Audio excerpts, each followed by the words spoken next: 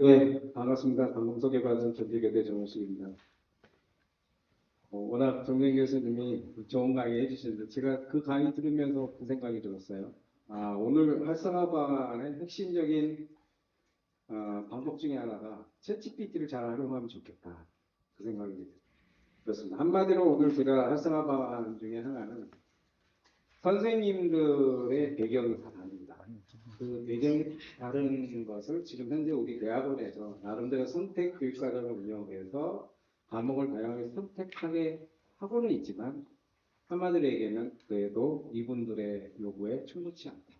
이게 핵심인 것 같습니다. 그래서 그것을 해결하기 위한 방안, 정책적 제언들을 좀 제시를 하고 있는데요. 그냥 질문하셨으니까 시간이 없어도 답변 한번 해볼게요. 사실 지난주에 우리 대학원생 16명 정도 됩니다. 제 클래스를 듣는데 기본적으로 자바스크립트를 다룰 줄 몰라요. 딱 한 번만 다룰 줄 알아요. 그래서 과제를 냈습니다. 그 자리에서. 원래는 이제 챗GPT가 음성 지원을 별도의 어떤 툴을 하지 않으면 안 됩니다. 그래서 저는 어린 학생들, 지금 사용이 현재는 어렵지만 앞으로 가능할 거로 보이고, 그래서 음성으로 명령을 내리게, 그거를 텍스트화 시키고, 텍스트화한 것을 챗GPT API에 보내고, 그것을 다시 텍스트로 받고, 받은 텍스트를 다시 음성으로 하는. 이걸 개발하고 싶은 거예요. 그래서 1차적으로 자기 음성을 텍스트로 정확하게 표현하는 그 프로그램을 짜가라고 했습니다. 그러니까 한 번도 자바스크립트를 다루지 못했기 때문에 제가 10분 정도만 강의했어요. 어떤 걸 강의했냐면 자바스크립트의 소스를 가져다가 메모장에 붙여놓고 그것을 HTML이라는 확장자로 저장하고 그 저장된 HTML 파일을 더블 클릭해서 웹 브라우저에서 실행시키고 그리고 오른쪽 화면에는 챗GPT를 띄워놓고 이 방법만 10분 동안 강의했습니다.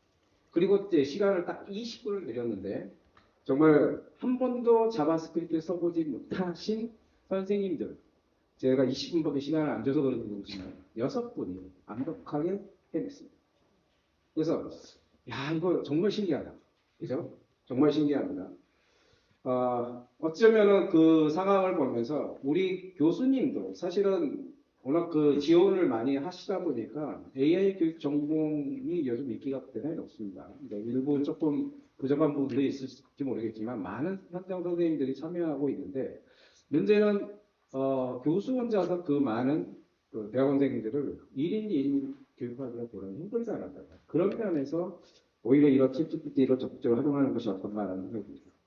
어쨌든 소들은 그러하고요. 제가 오늘 발표할 내용은 크게 AI 융합교육 전공 활성화 방안에 대해서 작년에 이하여대 융합교육연구 지원센터에 지원을 받아서 연구를 했습니다. 그래서 3월 1일부터 6월 30일까지 현안조사와 설문조사 실제 인터뷰를 통해서 나온 결과를 가지고 정책적으로 좀 이걸 더 활성화했으면 좋겠다는 취지로 살펴보려고 우선 현황 분석에 보면 이때 표를 좀 보기가 약간 좀 어려울 수 있겠습니다만 이 밑에가 실제 학점수입니다. 뒤로 갈수록 많이 개설이 된 거죠. 그래서 보면 빨간색이 유독 많다는 얘기는 컴퓨팅 내용학 중심에 많이 개설되어 있다라는 거죠. 실제로 어떤 인공지능에 대한 기본적인 개념과 원리가 이해하지 않으면 그걸 활용하는 거 적용하는 데 어려움이 있습니다. 그러나 좀 지나치게 많다라는 생각이 좀 들었고요. 그러면서 헉한 거죠. 헉한다는 게 무슨 얘기냐면 지금 현재 특히 교대 출신의 우리 중학교 교사 선생님들 관심은 있지만 이쪽에 대한 백그라운드는 거의 없습니다. 학부 때도 배운 적도 없고요. 컴퓨터 교육에 대해 컴퓨터 교육과 출신이라는 문화가 조금 괜찮지만 사실 융합전공 모국과가 오고 있기 때문에 관심은 있으나 사실 거기에 대한 지적 능력이 그 지식이나 이런 부분들이 좀 부족한 부분이 있습니다. 그럼에도 불구하고 똑같은 수업을 하다 보니까 특히 내용 중심의 교육에서 휴학생과 자퇴생이 계속 증가하고 있는 부분이다. 물론 21년까지 통계인데 아마 22년도 비슷한 수준이 아닐까라는 생각이 들어요. 그래서 실질적으로 우리 선생님들이 요구하는 게 뭔지 설문조사를 해봤어요. 우선 교수자 역량이라는 측면에서 교수 학습 자료 기획 및 설계 능력을 좀 키워달라 이런 부분이 있었고요. 학습자 역량 면에서 또 우리 그러니까 우리 학생들, 전공 대학원생들은 기본적으로 학교에 가서는 교수자 역할을 하지만 지금 현재 대학원에서는 학습자 역할을 하니까 그 두 가지 관점을 다 얘기할 수 있었습니다. 그래서 학습자 역량팀에서는 AI를 하기 위해 필요한 기능이나 능력, 기본적인 여기서 활용이나 기능이나 능력을 요구한다고 하는 부분이 좀 포인트인데요.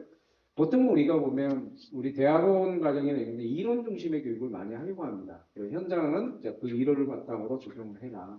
그런데 지금 우리 전공 그 대학원 선생님 당장 학교에서 내 교과 수업에서 활용할 수 있는 기능이나 능력을 습득하기를 원하는 부분이 있었고요.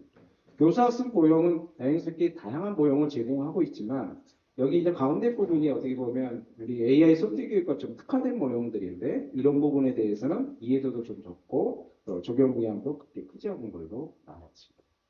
교사 학습 방법에서 융합교육을 시도하거나 의향도 대체로 높은 편이고요. 그리고 AI를 하면서 필요한 기능이나 능력, 습득에 대한 영상도 좀 있습니다.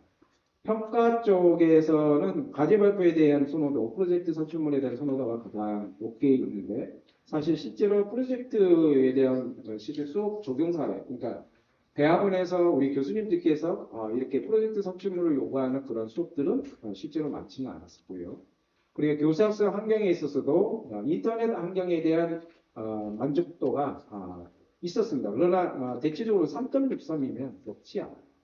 보통 우리가 이게 만족도 조사를 할 때 대체적으로 높게 되면 3.8 이상 또는 4점대에 되는데 전체적으로 보면 교사학습 환경에 대한 만족도가 그리 높지는 않습니다. 보통 이상이 넘습니다만. 그래서 구체적인 문제점들을 좀 지적해달라고 말씀드렸는데 교사학습 방법이 교수 전략이 부족하다라는 부분입니다.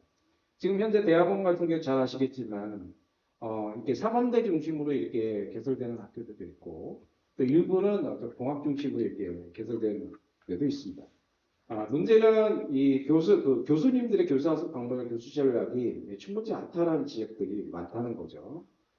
그래서 구체적인 문제점을 실증인들을 통해서 조사를 해보니까 수강자를 지원하기 위해서는 수강자 수준에 비해 너무나 높다는 거죠. 수준이 높은 강의가 너무 많다. 그래서 좀 어렵다라는 이야기. 또 일부는 학습 내용과 내가 평가를 받고 있는데 그 내용이 일치하지 않는다. 뭐 이런 이야기도 있었고요. 교구에서는 아마 코딩을 좀 하다 보면 제일 아쉬운 게 이건데 저희도 연구 차원에서 하다 보면 우리 교육부 과장님 오셨으니까 팀장님께서도 어디서 이게 실습할 수 있는 클라우드 서비스가 좀 안정되어 있었으면 좋겠어요. 제가 아무리 돈을 비싸게 해서 제 개인적인 연구 차원에서 하더라도 500만 원, 뭐 1000만 원짜리 할 수는 없어요. 하더라도 사실은 뭔가 모델링 하나 하려면 버튼 하나 누를 수가 몇 분씩 기다려야 돼요. 이건 사실 연구가 불가능하거든요. 그럼 돈 내고 써야 되는데 엄청 비싸요.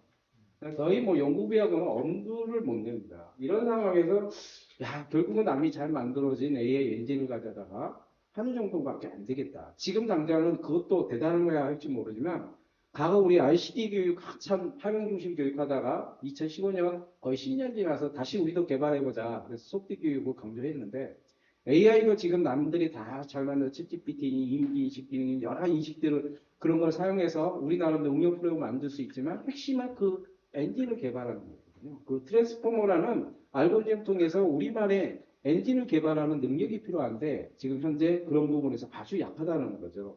그리고 우리 교사들의 어떤 정성 부분, 교수 지원 부분에서 보시면 졸업 후에 특히 초등학은 아마 여러 교과를 하기 때문에 여기저기서 적용할 가능성이 있어요. 근데 중등교사들은 마땅하게 내가 뭐 국어교육에서 이걸 배워왔지만 적용하는데 한계가 있다라는 거죠. 그래서 졸업후 과정에 대한 요구사항이 있었고요. 그리고 내적 환경요인이나 예측 환경요인 부분, 제도적 지원 부분, 초등학교 지원 부분. 뒤에하고 좀 겹치기 때문에 이거는 현황 자료에서 보겠습니다.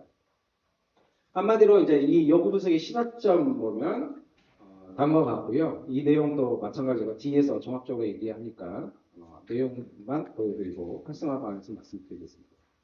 자, 구체적으로 그러면 어떻게 할 거냐? 이런 문제점이 있고 요구사항이 나오는데 어떻게 할 거냐? 첫 번째, 서로 다른 교과 전공 교사들의 너무나 다양하고 수준도 다양하기 때문에 동일한 과정을 이수해서는 안 됩니다. 그래서 트랙 이수 체계를 좀 도입해달라. 아예 물론 이제 이거를 하려면 별도의 트랙을 해야 되겠죠. 그래서 지금 일부 학교 같은 경우는 3개 이상의 전공이 개설이 되고 있지만 대부분의 대학에서는 한 개의 전공에서 초중공을 다 가르치고 있습니다.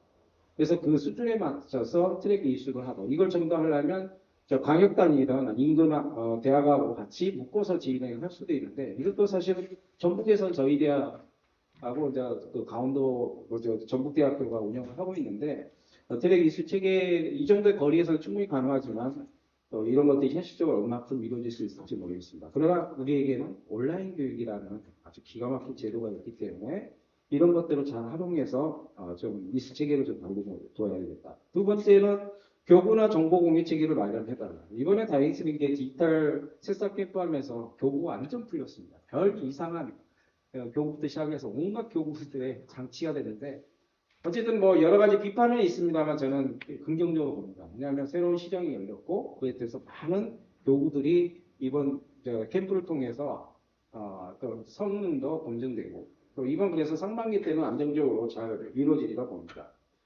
그 다음에 수강자 집중 연수 기회를 제공해달라는 부분인데요. 무슨 얘기냐면 이게 대학원에서 잠깐 배운 거가 좀 한계가 있다. 우리도 한 학기 또는 1년간 이렇게 파견해서 집중적으로 배우고 싶다라는 취지입니다. 그리고 현장을 위한 다양한 데이터셋. 이게 지금 아까 이제 인프라에 대한 클라우드 실습할 수 있는 환경도 필요하지만 데이터셋이 진짜 없어요. 대한민국에. 그 데이터셋을 우리가 직접 수집해서 만들기도 어려울 뿐더러 두 번째로는 지금 현재 쓰고 있는 데이터셋은 학교하고 전혀 상관없는 그런 데이터를 가지고 학습을 하죠. 그러니까 응용력이 완전 떨어지죠. 그래서 현장에서 사용할 수 있는 데이터셋 연구. 그래서 우리 연구센터나 별도에 그래서 이런 데이터셋 학교에서 쓸 수 있는 데이터셋을 계속 지금부터라도 이렇게 모아가면서 그걸 이용한 우리가 AI 엔진을 개발 모델을 한다면 훨씬 더 현장에 적용하는 시스템이 나오지 않을까라는 생각이 들고요. 그 다음에 교수자, 연수자는 뭐냐면 우리 교수님들의 역량이 너무 차이가 커요. 그래서 교수님들을 우선 제가 뭐 교수 입장에서 제가 이 얘기하기 좀 죄송하지만 저희를 먼저 가르쳐야 돼요. 저희가 먼저 배워야 될 것 같습니다. 그래서 교수자들에 대한 연수 체계를 좀 만들어 달라. 그리고 수강자 아까 말씀드렸던 파견제와 같은 집중 연수 기회를 제공해 달라. 이런 내용이 핵심적인 내용이고요.